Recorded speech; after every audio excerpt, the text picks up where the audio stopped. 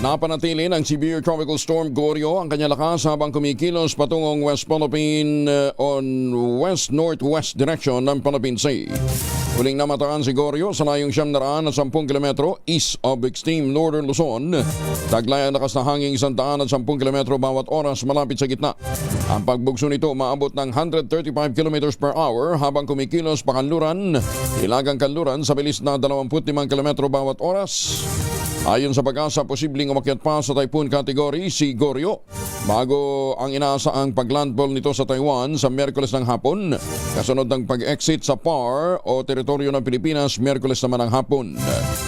Sinabi pa ng pag-asa na walang magiging direktang epekto ang bagyong Gorio sa bansa. At ang southwest monsoon na habagat pa rin ang siyang magpapaulan sa malaking bahagi ng teritoryo ng Pilipinas. Kasama na natin si Lori de la Cruz mula sa pag-asa. Ma'am Lori, good morning. Good morning sa lahat ng ating mga tagapakinig.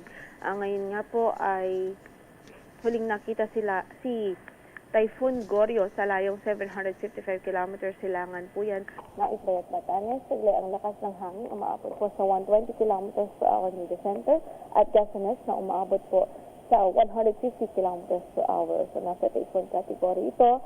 Pero sa ngayon wala pa naman po itong direktang epekto sa nung bahagi na ating landmass. Pero magantabay po tayo sa magiging updates ng pag-asa dahil within the next 48 hours, posible po at hindi natin naratulad ang sansang mag-raise po tayo ng signal sa extreme northern Luzon, particular sa Batanes.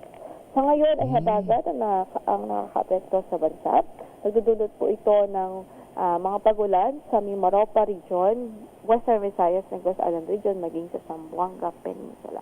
Yan ang latest mula sa pag-asa. Ito po si Lori de la Cruz. Ma'am Lori, sabi mo posibleng magtaas ng typhoon signal. Hindi siya direkto makaka-apekto pero yung kanyang gustiness. Yes po, kumbaga pwedeng mahagip ng diametro ng bagyo o bahagi ng bagyo yung Batanes.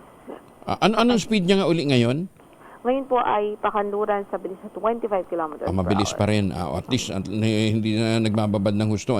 Teka muna, ano yung cloud cluster dito sa may bandang Mindanao? Ayun nga po, as I mentioned, yung habagat po. Habagat yan. Ng mga pagulan. Tapos may kasunod pa, kasama ba ito ni Gorio, yung nakabuntot na panibagong cloud cluster sa bandang dulo? Hindi pa na, kumbaga, cloud cluster po naman, separate cloud cluster. Separate yan. Okay. Sana naman tuloy-tuloy na lang umalis si Gorio. Huwag may issue sa Pilipinas. Na? Yes Sige. po. Nasamahan namin ang pag-asa ng dasal. Ayan. Yes. Thank you, Ma'am Lori. Okay. Si Lori de la Cruz mula po naman sa Pag-asa.